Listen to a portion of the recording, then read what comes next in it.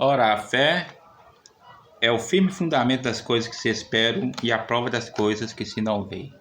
Ei, a paz do Senhor, que irmão Felipe, nós estamos aqui para sequenciar o nosso terceiro vídeo dos nossos 11 vídeos, que são 11 conselhos sobre conselhos que eu daria a um jovem ou a um novo convertido ou a você que está na caminhada da fé para permanecer na presença do Senhor, para não se desviar do seu caminho. Ok? Desde já peço você que deixe o seu like, que curta, que compartilhe, que nos ajude para que esta palavra aqui possa chegar a outros corações. Talvez não seja muita surpresa para você o que eu estou falando aqui, talvez não sirva muito de edificação para você, mas eu creio que servirá para outro. Então nos ajude e edifique alguma vida através dessa ação. Amém? O primeiro conselho que eu dei foi: cultive uma vida de oração. Usei como base Efésios 6, versículo 18. O segundo, tenha uma vida alicerçada nas palavras de Deus.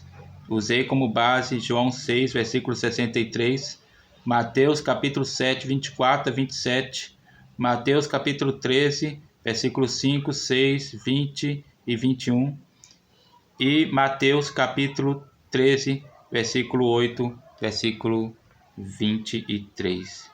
E o terceiro conselho que eu deixo para vocês foi baseado nesse versículo que eu li na introdução, Hebreus capítulo 11, versículo 1, o terceiro conselho tenha uma fé convicta.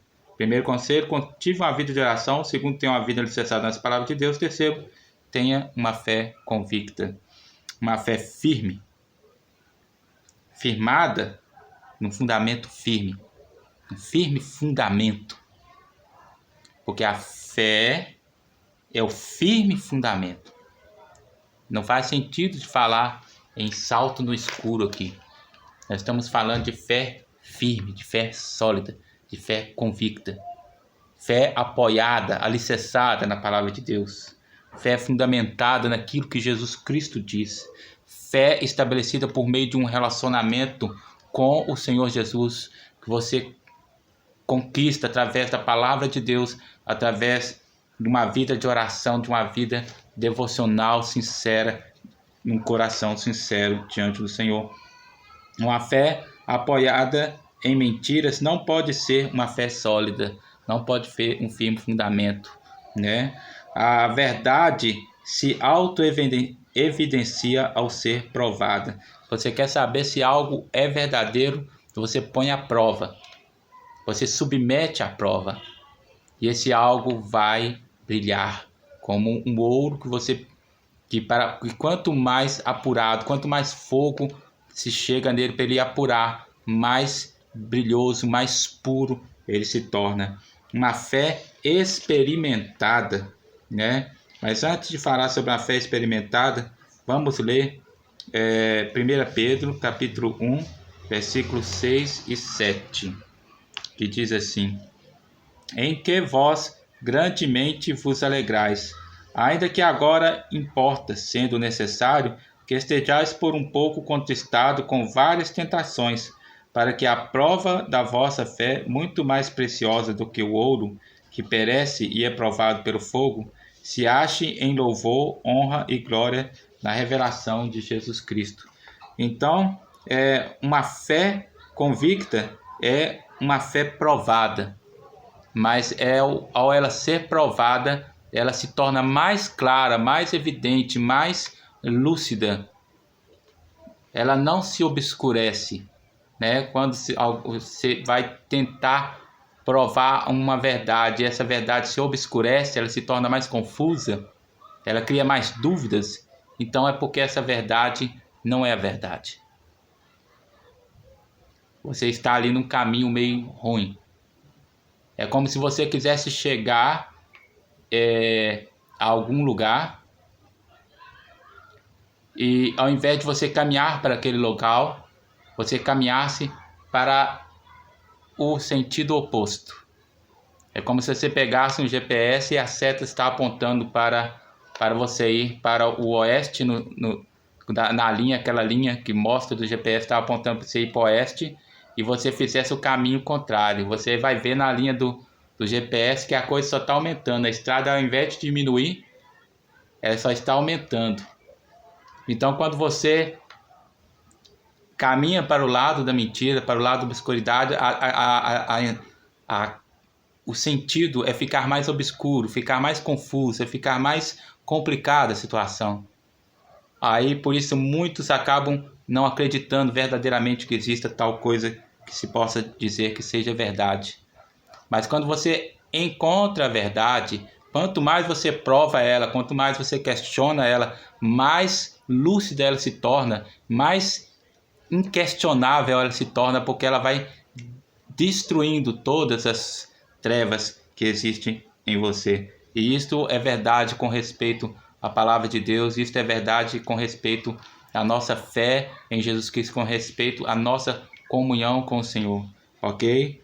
Uma verdade, uma fé experimentada, uma fé madura no conhecimento da verdade, no relacionamento com Deus, uma fé não apoiada em teorias frouxas, mas na caminhada com Deus, porque o nosso conhecimento de Deus parte tendo como base a palavra de Deus, tendo como firmeza e base uma vida de oração com o Senhor e uma caminhada com Ele, né? A nossa caminhada, o nosso relacionamento com o Senhor no dia a dia, nós vamos conhecer a Ele.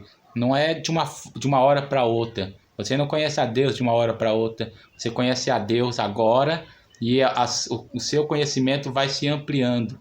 Como eu falei sobre a verdade, ela vai se tornando mais evidente, né? A forma como aquele homem que caminha na palavra e que busca de forma sincera as verdades da palavra de Deus, a forma como ele crê hoje não é a forma como ele cria antes. E ele crê agora mais firme e mais sólido, ele está mais rígido, mais firme na fé do que antes, porque ele tem uma caminhada que vai amadurecendo.